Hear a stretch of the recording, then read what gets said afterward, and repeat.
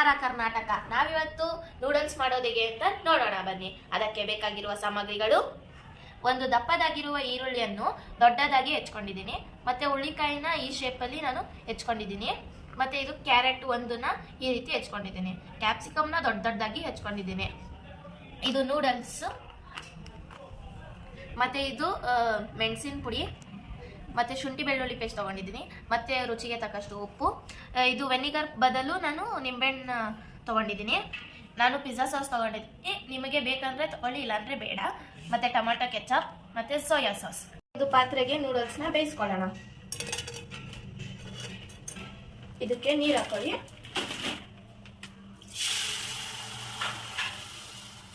ನಾನು 2 ಗ್ಲಾಸಸ್ ಹಾಕೋತಾ ಇದ್ದೀನಿ. ಇದು ಕಚ್ಕೊಳ್ಬಾರ್ದು ಅಂತ ನಾನು ಉಪ್ಪು ಹಾಕ್ತಾ ಇದ್ದೀನಿ, ಸ್ವಲ್ಪ ಎಣ್ಣೆ ಕೂಡ ಹಾಕೋತಾ ಇದ್ದೀನಿ ನಾನು.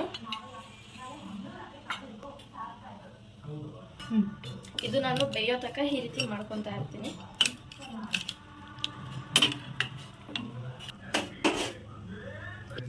ಇದು ಬೇಯೋವರೆಗೂ ನಾನು ಮಸಾಲ ರೆಡಿ ಮಾಡ್ಕೋತೀನಿ, ಬನ್ನಿ ಹೇಗೆ.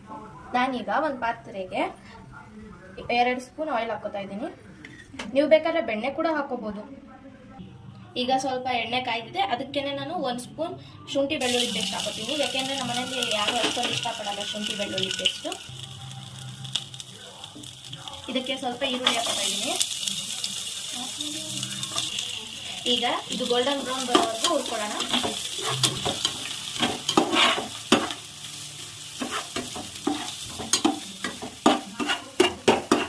ಅದು ಚೆನ್ನಾಗಿ ಮಿಕ್ಸ್ ಆಗಬೇಕು ಶುಂಠಿ ಬೆಳ್ಳುಳ್ಳಿ ಮತ್ತೆ ಹಸಿ ವಾಸನೆ ಹೋಗೋದನ್ನ ಹುರ್ಕೊಳ್ಳಿ ನೀವು.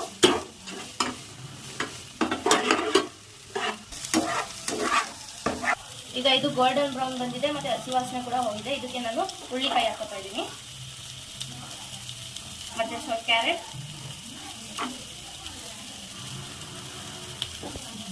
ಮತ್ತೆ ಸ್ವಲ್ಪ ಕ್ಯಾಪ್ಸಿಕಮ್. ಇದನ್ನ ಮಿಕ್ಸ್ ಮಾಡ್ಕೊಳ್ಳಿ ಚೆನ್ನಾಗಿ. ಈಗ ಇದನ್ನ ಮಿಕ್ಸ್ ಚೆನ್ನಾಗಿ ಮಾಡ್ಕೊಳ್ಳಿ. ಇದನ್ನ ನಾನು ಮಿಕ್ಸ್ ಮಾಡ್ಕೊಂಡಿದ್ದೀನಿ, ನೋಡ್ಬೋದು ನೀವು. ಈಗ ಇದು ಕಂಪ್ಲೀಟ್ ಆಗಿ ಬೆಂದೈತೆ. ಈಗ ಇದಕ್ಕೆ ನಾನು ಮೆಣಸಿನ ಪುಡಿ ಹಾಕೋತಾ ಇದ್ದೀನಿ, ಪೆಪ್ಪರ್ ಪೌಡರ್. ಆವಾಗಲೇ ಹೇಳಿದ ರೀತಿ ನಾನೀಗ ವೆನಿಗರ್ ಬದಲು ನಿಂಬೆಹಣ್ಣು ಹಾಕೊತಾ ಇದ್ದೀನಿ. 5 to 10 ಡ್ರಾಪ್ಸ್ ಹಾಕೊಳ್ಳಿ ಸಾಕು. ಈಗ ಇದಕ್ಕೇನೆ ನಾನು ಪಿಜ್ಜಾ ಸಾಸ್ ಹಾಕೋತಾ ಇದ್ದೀನಿ. ನಾನು ವಿವಾ ಕಂಪ್ನಿದು ಹಾಕೋತಾ ಇದ್ದೀನಿ. ಈಗ ಇದಕ್ಕೆ ನಾನು ಸೋಯಾ ಸಾಸ್ ಹಾಕೋತಾ ಇದ್ದೀನಿ.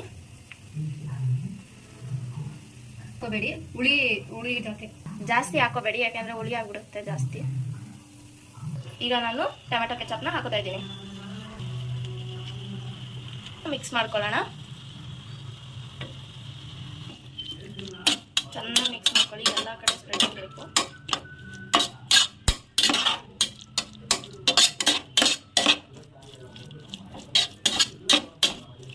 ಇದಕ್ಕೆ ಈ ಕಪ್ಪಾಗೋಷ್ಟು ನೀರು ಹಾಕೋತಾ ಇದ್ದೀನಿ ನಾನು.